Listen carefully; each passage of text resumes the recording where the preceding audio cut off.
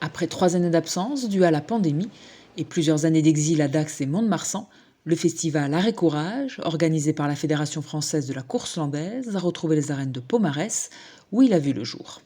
Quand on aime la course landaise, le festival c'est un moment extraordinaire, bien sûr, puisque c'est le spectacle le plus marquant en fait qui prend ses sources en 1990, où la fédération tente de trouver un spectacle un peu pour renouveler, pour proposer quelque chose de nouveau.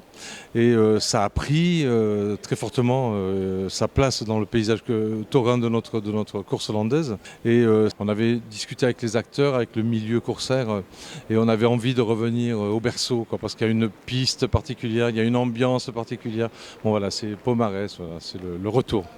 Pour son retour dans la Mecque de la course landaise, le festival a fait le plein de spectateurs, venus admirer les exploits des meilleurs acteurs du moment face à des vaches sans cordes, des novios et des taureaux. Depuis le début du spectacle Art et Courage, depuis qu'elle a été créée, donc l'ADN c'est la sortie de novillos et de taureaux et l'affrontement de bétail libre, c'est-à-dire sans corde. Donc depuis le début, il y a des vaches sans corde pour les plus jeunes, pour les moins expérimentés devant ce type de bétail, mais pour leur permettre quand même de participer. Et puis après, on gravit les échelons, donc on passe sur les novillos et puis après pour finir les taureaux pour les plus expérimentés d'entre eux.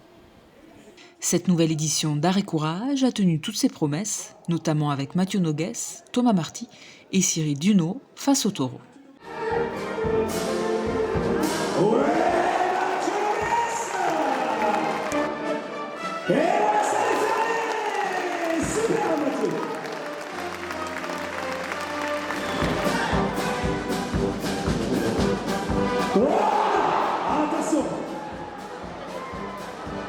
Attention, voilà, merci encore.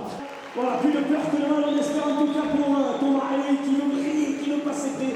Et quand on prend des risques, voilà ce qui peut arriver. Allez, Thomas Marty pour une revanche.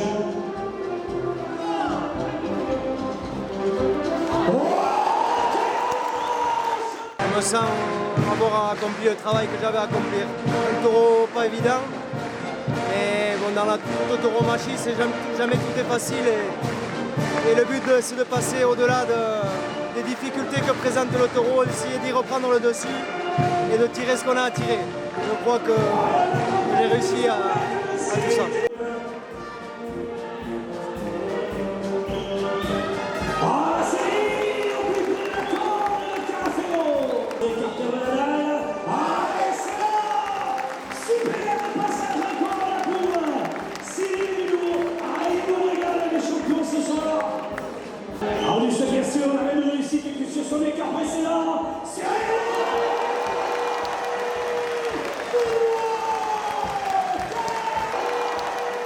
C'était très long pour moi d'attendre parce que je passais en dernière position et je suis vraiment très content parce que je me doutais que le taureau allait être bon, mais c'est difficile d'être à la hauteur de mon taureau et je pense l'avoir été.